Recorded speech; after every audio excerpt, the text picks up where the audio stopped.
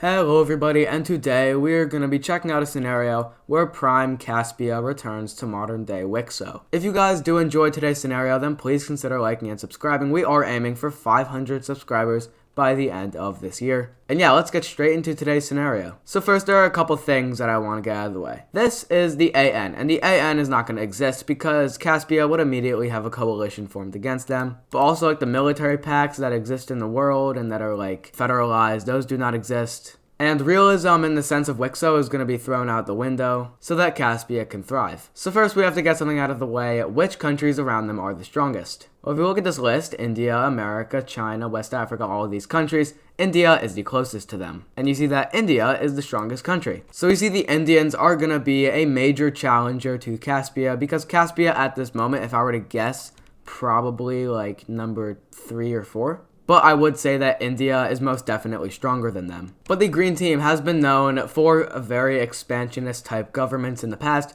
and that is going to be no different here because they are going to be attacking Caucasia. Their justification for this is so they can encompass the entire Caspian, but also so they can get access and closer economic ties to Russia and the Black Sea. So if we look, the Caspians have already captured 2 major cities, and they are aiming to get another one. And from the front line, a spearhead emerges that links up with the other front line, and it's going to encircle this city. In the meantime, these divisions are going to bulge out here and capture 2 major cities, one here and the other down here. And now we can start to see modern military war tactics being used to capture major cities and highways. This city that was sieged is going to finally fall. More troops will start to move out, capturing another major city. The front line is going to link up over here, capturing another major series of networks. This encirclement falls, and Caucasia is forced to surrender. Now, Caucasia is a pretty strong country, but like regionally against the Caspians, they are not too strong, at least in comparison. So now we can take a look at this peace treaty. Alright, and this is what we see our peace treaty looking like. We see the puppet state that the Green Team has established is going to acquire this territory. And this strip of land is going to be very interesting over here. The Caspians, of course, are going to annex it one way or another, but they're sort of debating whether it should be a part of the puppet state or a part of them. And evidently they're going to choose for it to be a part of them. They're choosing this because the puppet state acts like semi-autonomously, so they don't have to agree with all the legislation that the Caspians pass. Of course, at the moment, Caspia is a dictatorship, but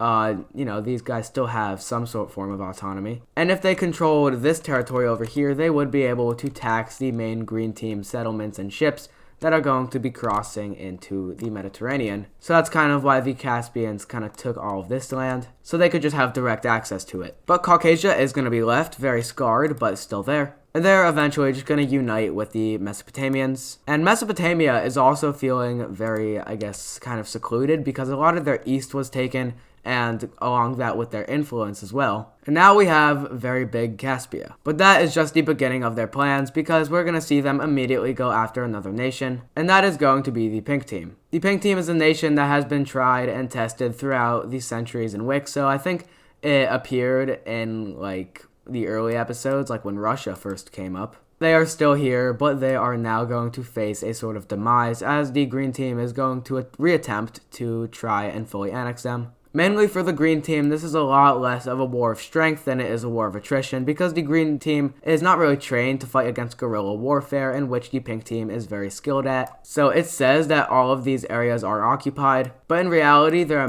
most likely like small Pink Team pockets that are still fighting up against the Green Team. But the Green Team army is just too overwhelming for the Pink Team to handle. Eventually spearheads are formed, cutting the country into multiple pieces, into a form of spider web that we see in here in the Pink Team. Eventually, with the major networks being captured from the Pink Team, these pockets are going to surrender. But once again, like I said earlier, guerrilla warfare probably would lead the map to look like this or something like that. But eventually, the Green Team is just going to commit into an absolute sweeping campaign, which captures the capital. And now the Pink Team is going to be forced to surrender to the Green Team, and the Green Team is actually not going to pursue a policy of full annexation, but it's actually going to look like this. The Pink Team, of course, is going to live on. It's just the Green Team is going to take a massive amount of territory. But now the Pink Team, well, once again, I said they are still going to exist. But much like the Caucasians, they are very scarred, and they are going to end up... Oh my god, my keyboard is glitching out. Like I was saying earlier, with the Caucasians, they were very scarred, and eventually they're just going to join up with the Brown Team. The brown team in general is a lot stronger and bigger than the pink team was after the green team invaded them, and they would both economically prosper from a situation of unification. But now we could also be talking about Tibet, India, and Russia. This is a big topic in my videos. These guys are kind of like the really power countries, because a lot of the scenarios I do were with like Mesopotamia, or in this case the green team, and these guys are all right here, so they're very evident in my past videos, and it's not going to change here. The green team shares a very long border with Russia. The longest border I think in the entirety of WICSO could be like this one, between the Unitarians and Alaskans, but this one is also a pretty big contender, and the green team is performing a couple of acts that come off as pretty hostile to the Russians.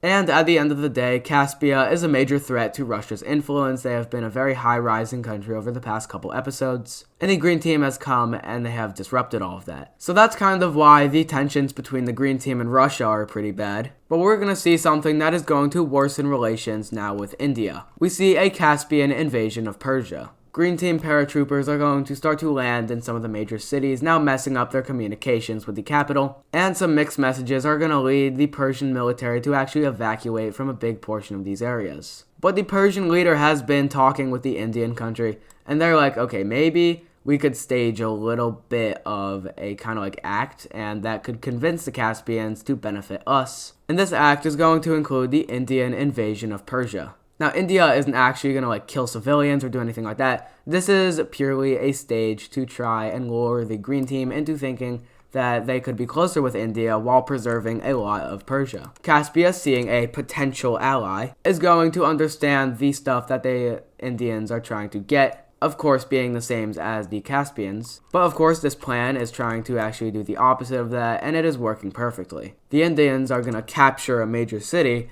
and eventually the Persians are just going to make a statement after the Caspians invade them a little bit more, that they are now in a sense of dismay, and they are going to, So India and Caspia are going to devise a treaty to split up Persia. And this is what we see the peace treaty looking like. Everything west of this line is going to be granted over to the Caspians. But this is going to be turned into a puppet state. Now, the green team's a little confused, because why would you make it into a puppet state if you have the same justifications as us, then just annex it? But that would mean that this dot would not be important in reference to this dot. And that is because, in reality, the Persian country is still here, but they are controlled by India. This was kind of their plan, and the Caspians are starting to realize that. But can we just appreciate how monstrously large they are? Like, god damn. Alright, so with the green team now experiencing the backstabbing of the Indians and the tensions with Russia and Tibet, a coalition will be formed. And like in a lot of my videos, that is just going to be a 4-point star alliance, which is going to include Russia, Tibet, India, and finally Mesopotamia. Now, if I were you, I would be thinking to myself, yeah, Tibet, India, Russia, that makes sense. But Mesopotamia? But like I said earlier, Mesopotamia did feel threatened. And like Adis Pro said in, I think, his last video, 88, he said that Mesopotamia exceeded around these boundaries. It looked a little something like this, and the green team has been attempting to reach their dominance and influence into this area, so the red team is going to try and prevent that. So now with the justifications of the coalition being established, and therefore its existence being established, the green team realizes something that they should have realized a long time ago, is that people don't like being a part of the green team. Of course, the ethnicities, such as like the Persians, if you actually look at the religion map here, they're basically all the blue religion. But just looking at it, the red religion all throughout here, you have the brown religion here, and I think most evidently you have a lot of the lime religion inside of you. So it is a multi-ethnic empire. So the green team is going to make a bit of a gamble. All of these ethnicities are about to rise up against us, and that is going to eventually lead to the map of 88 looking like, of course with the green team's demise. So they're going to go out with a bang. They're going to fight a war they know they'd lose. And they're going to stage an incident over here in Persia. Indian militants are going to be patrolling the border as tensions with Caspia are at an all-time high. And they realize a militia group is right over here. This militia group is waving the flag of India, and India is going to take them in. They get to around here once the militia is going to open fire against the Indians, and paratroopers are going to claim this land for Caspia. Caspia claims they had nothing to do with this, it was just a rogue military group, but of course they did stage this. But the militia is now being backed by Central Indian Caspian funds, and with the internet and everything, the president has shown, not the president, the dictator, has shown the entire world the files and how they are just blatantly lying. And now the invasion has started. The coalition against the Green Team, Part 2. So of course the Green Team has been preparing for this for a while, which means that countries like Tibet are going to be a lot less equipped than the Green Team. So that is instantly going to lead to some Green Team successes over here in Tibet, over here in Mesopotamia as well, but they are very quickly led to a halt, because another country is going to be joining the coalition, and that is going to be none other than the Blue Team. The Blue Team is a very old country, actually bigger than the oldest country, and they are definitely not liking what the Caspians are doing here. So they are going to be the first coalition member to actually invade into Caspian territory, even though they weren't the first kind of founding members of it. This is instantly going to enact a red team rebound, pushing back a lot of the green team militias. The blue team is also going to start to bombard their Persian Sea Gulf access, with even a very small landing occurring over here. We even see Russia is going to do some action. Immediately, their military is going to capture this border city. This area was not very defended. Of course, there were some military groups, but it wasn't defended as much as the Green Team should have had it. And 2 major cities are captured in the following days. The Russians spear across, heading the Caspian Sea, and they use this as a staging ground to start and move along the Caspian Sea. This leads to another capturing of a major city, and the Russians are going to start another front line over here, capturing once again another major city. The red team, while dealing with the front line in the south, is going to assist the Russians actually capturing a lot of territory from the puppet state.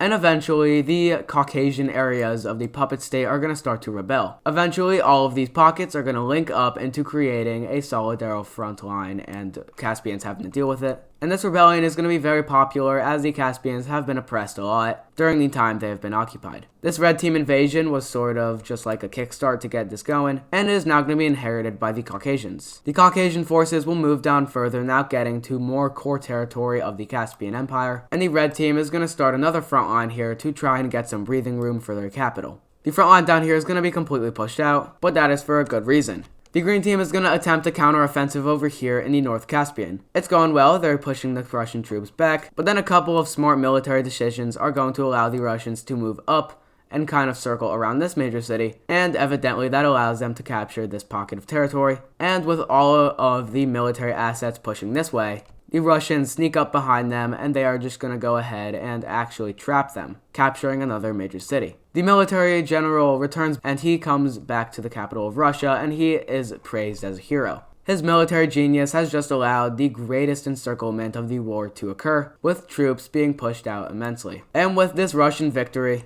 Mesopotamians and Russians are going to fully occupy this territory looking like this. But the front line where the entire war started, that is going to go pretty good for Caspia. India was kind of the one country that wasn't notified of the incoming war, and of course, with no on-site of what was going to happen, they are going to be a little bit susceptible to it. And with this, they're actually just going to reestablish the state of Persia. This is kind of like the oh moment for the Caspians, and they're not very happy. So the Caspian incursions, which I actually somehow got deleted, they're going to continue with the capturing of another major city. Another front line is going to be orchestrated here in the south to protect this major city, but to also threaten the capital of Persia. But this landing over here is going to success majorly, but it has a little bit of a plan. It is being squeezed over here in the south, but its militias are starting to move north. They are starting to be chased out when they ransack a major city and establish a base of connection with the actual blue team, who captures another major city and links up with them. Now, with a main blue team supply and network, they're able to recapture the areas of the previous landing, capturing 2 major cities. And once again, the Caspians have been outdone in the military category. Russia ensues a sweeping campaign, now getting a lot of territory over here. And pink team rebels are going to appear, mostly around the populated areas, but also a lot of rural people that don't enjoy the presence of the green team. And eventually these pockets begin to link up, and they look a little something like this, with these pockets being forced into surrendering. The Russians are going to push further,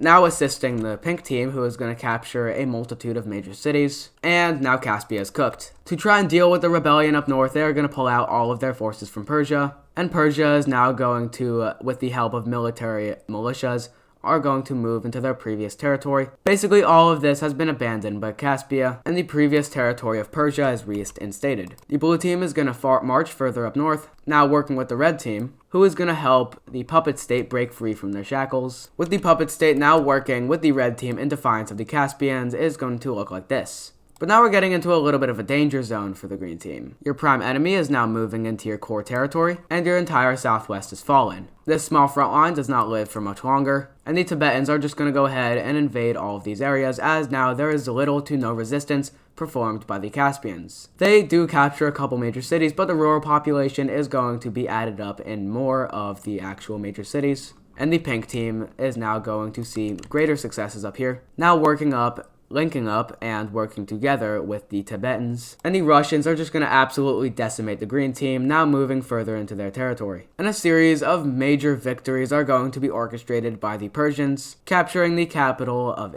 the green team. And at this point, the green team is forced to surrender, as there are way too many ethnical groups inside of them that are wanting to break free. So in the end, the occupation zones look like this, and the coalition has emerged victorious. So now we can take a look at a peace treaty between the coalition and the green team. Alright, and in this peace treaty, we see the Caspians have fallen far from their perch. The Mesopotamians reinstate themselves over here in the east. The blue team is going to get economic reparations. Caucasia is reestablished. Russia gains a lot of territory. The pink team is back. Tibet gets a lot of territory. Persia is reestablished. And the green team is dissolved. Now you might be noticing something.